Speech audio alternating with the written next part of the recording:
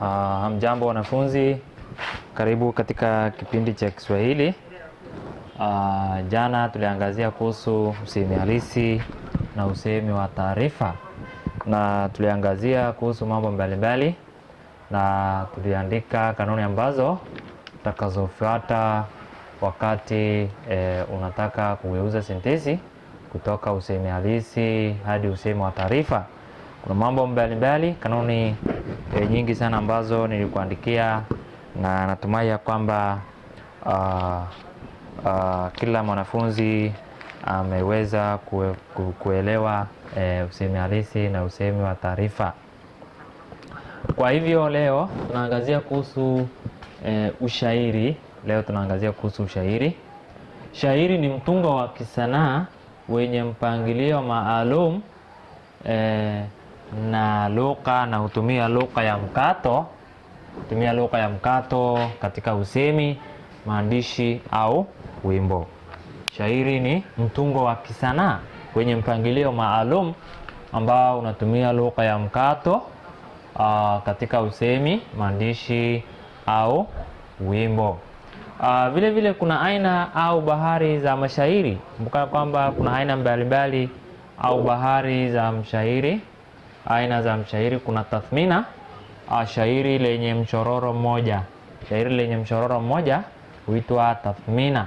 Vile vile kuna tathnia, shairi lenye mchororo miwili. Shairi lenye mchororo miwili huitwa tathnia. Vile vile kuna tathlitha, shairi lenye mchororo mitatu.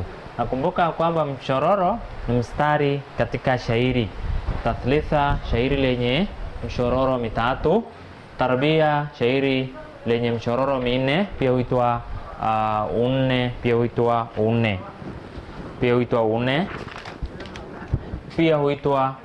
Vile vile kuna takmisa, shairi lenye mchororo mitano huitwa takmisa. Vile vile kuna tasdisa, shairi lenye mchororo sita, pia huitwa usita. Vile vile kuna usaba, shairi lenye mchororo saba, vile vile huitwa usaba. Vile vile unane, shairi lenye mchororo minane katika kila ubeti huitwa unane. Shairi lenye mchororo minane katika kila ubeti. Vile vile utisa, shairi lenye mchororo tisa huitwa utisa.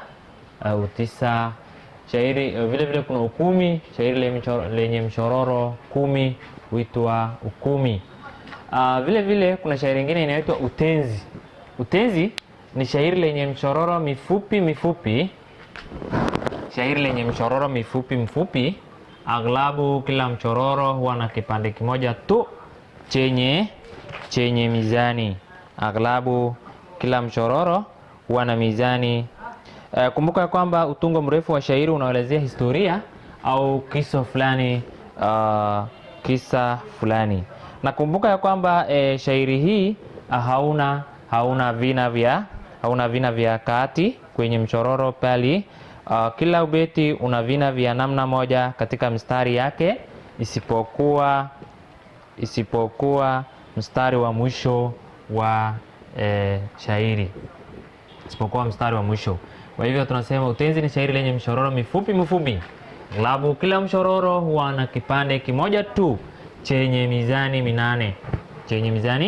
minane. Nakumbuka ya kwamba wingi wa utenzi ni tenzi. Shairi lenye mchororo mfupi na ambao hauna vina vya kati, bali huwa na vina vya namna moja tu. Ubeti una vina vya namna moja tu katika mstari yake, isipokuwa mstari wa mwisho wa ubeti. Vile vile kuna ngojera pia huitwa shairi la malumbano.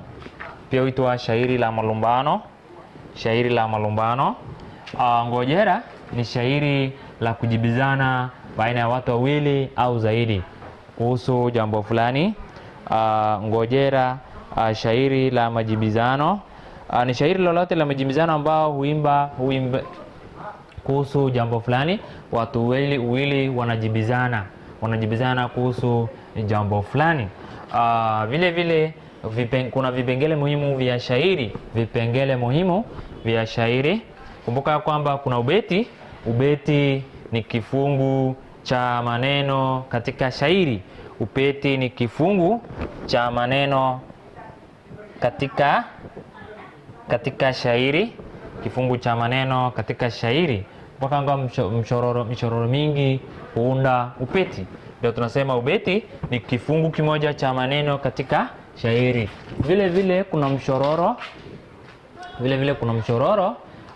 Mchororo ni mstari wa ubeti wa shairi. Hizi mstari huitwa mchororo. Kwamba mchororo huunda ubeti na mchororo ni mstari wa ubeti wa shairi. Vile vile kuna aina za mchororo.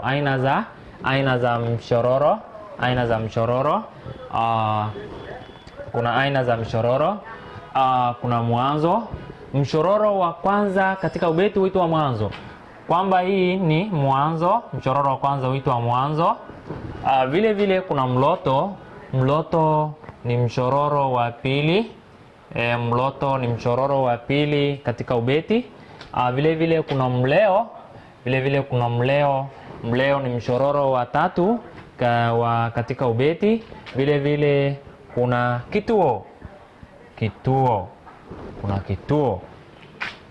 Kwa hivyo tunasema kuna mwanzo, kuna mloto, mleo, kituo. Mwa, mlo, mle, ki. Mwa, mlo, mle, ki. Kwa hivyo tuna aina za mchororo. Mwanzo, mchororo wa kwanza katika ubeti. Mloto, mchororo wa pili katika ubeti. Mleo, mchororo wa tatu katika ubeti. Kituo, mchororo wa mwisho wa kila ubeti usiorudiwa, pia huitwa kimalizio au kishio. Kumbuka kwamba kuna tofauti ya kituo na kibwagizo. Kituo ni mchororo wa mwisho wa kila ubeti usiorudiwa. Mchororo usiorudiwa, yani haurudiwi kamwe. Kamwe.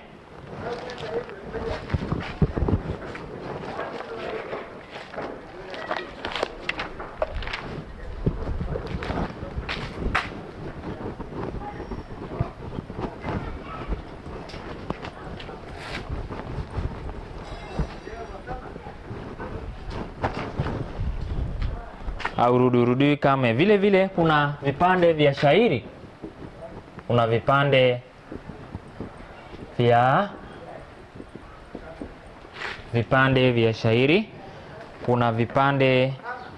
shairi. Vipande vya shairi vinagawika kwa sehemu mbili.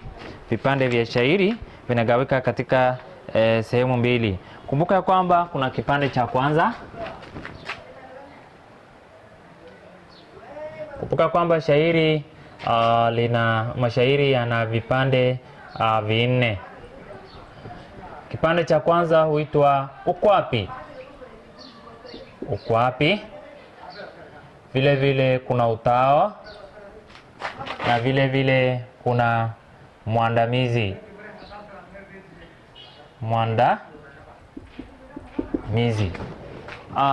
Kuna ukwapi, utao na mwandamizi. Ukwapi ni kipande cha kwanza katika shairi.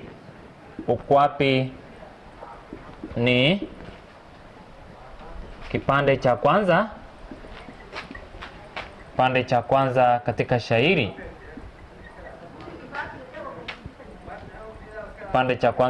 shairi. Ukwapi ni kipande cha kwanza katika ubeti. Vile vile kuna utao. Utao ni kipande cha pili.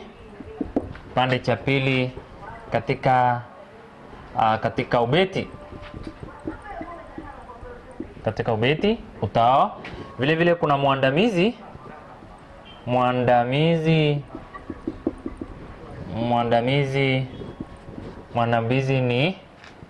ni kipande cha tatu katika ubeti. Kipande cha tatu katika ubeti.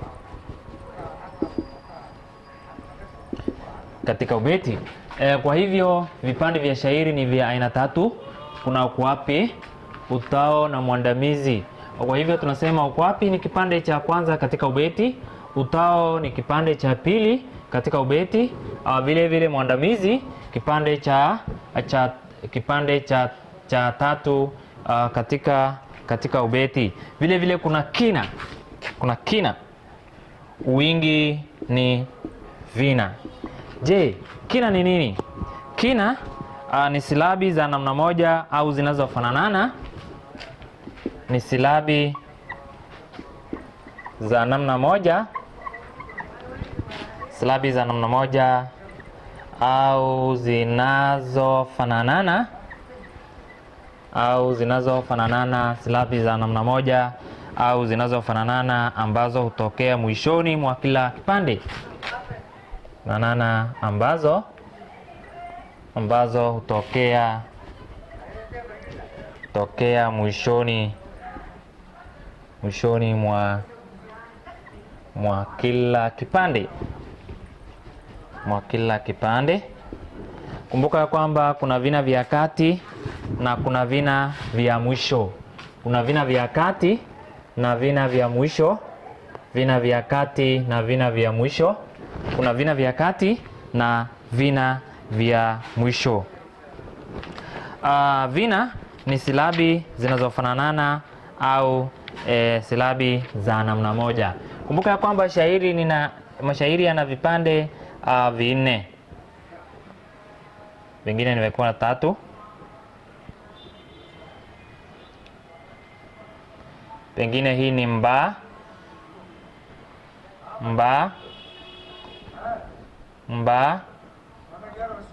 Hivi inakuwa e. Sasa hii ni vina vya kati na hivi ni vina vya mwisho. Silabi zinazofanana na ambazo hutokea mwishoni mwa kila kipande. Vile vile kuna mizani.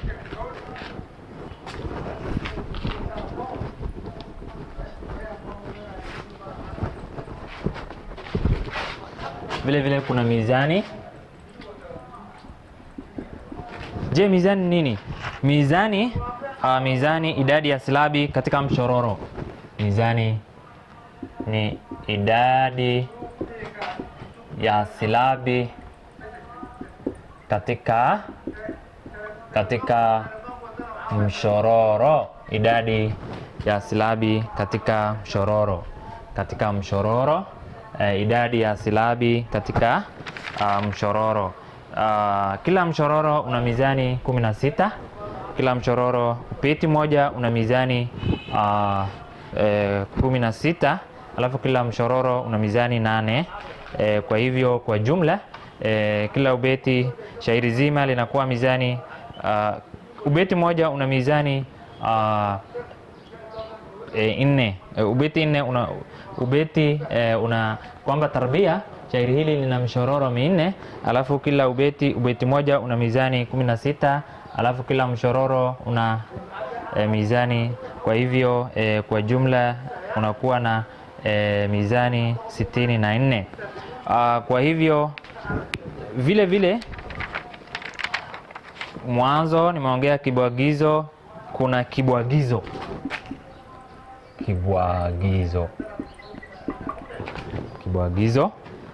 kibwagizo ni mshororo wa mwisho ambao unarudiwa.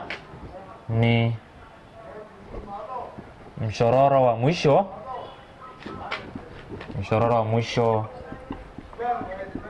ambao unarudiwa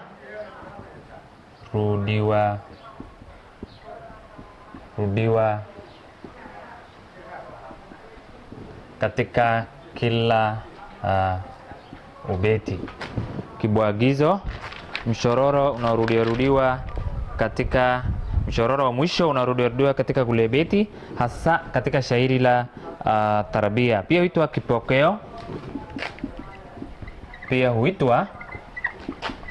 kipokeo, au kiitikio au mkarara.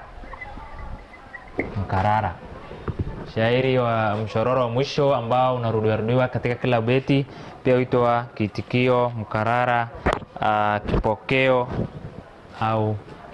kiitikio au mkarara. Kuna msemiati zaidi unaoandamana na shairi. Vile vile kuna malenga. Kuna malenga. Je, malenga ndiye nani? Malenga mtunzi stadi wa mashairi na nyimbo. Mtunzi stadi wa mashairi na nyimbo. Mtunzi stadi wa mashairi na vile vile kuna manju. Manju ndiye nani? Manju stadi wa kutunga na kuimba nyimbo. Stadi wa kutunga na kuimba nyimbo.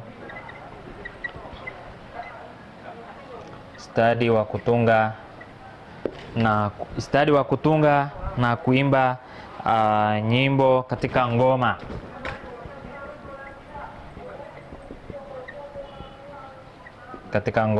Stadi wa kutunga na kuimba nyimbo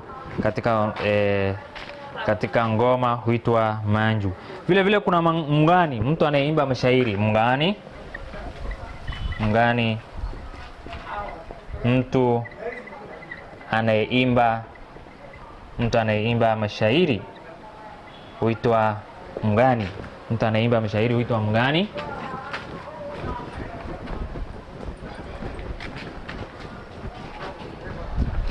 Vile vile kuna arudhi. Arudhi ni kanuni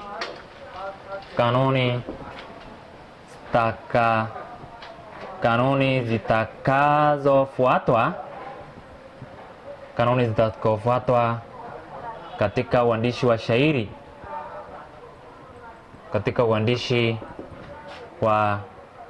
Kanuni zinazofuatwa katika shairi. Kanuni zitafuatwa katika shairi huitwa arudhi. Kanuni zinazofuatwa katika shairi huitwa arudhi. Vile vile kuna guni. Ni shairi la Kiswahili lilokosa kutosheleza kanuni moja. Guni,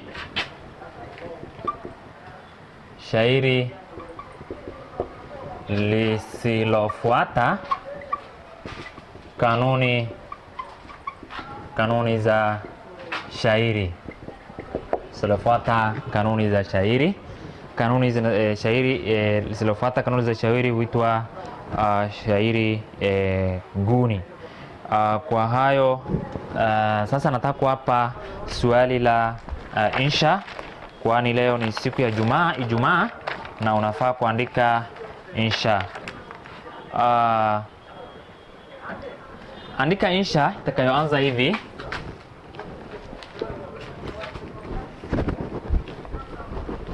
Kwa sababu ya muda nawapa swali la insha ambalo mtaenda shughulika kuliandika. Andika insha. Andika insha itakayoanzia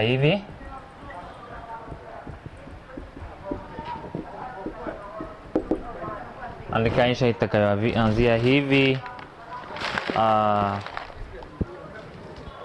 Nyanya alikuwa amezoea kutotolea hadithi. Nyanya alikuwa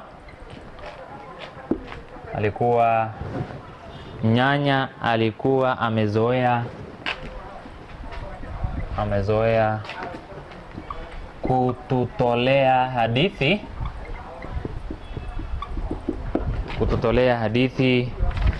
Jioni alituhadithia kisa kimoja. Jioni alituhadithia kisa kimoja. Jioni alituhadithia kisa kimoja. Cha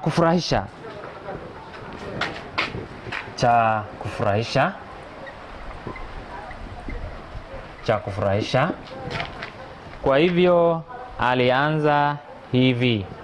Mama alijadili kuhusu jinsi mama alivyosimulia hadithi, na alisimulia kuhusu mambo gani ambayo yalikufurahisha na hatimisha maisha yako vizuri, na hatima yake hatima ya hadithi hiyo ilikuwa vipi, na niambie mafunzo ambayo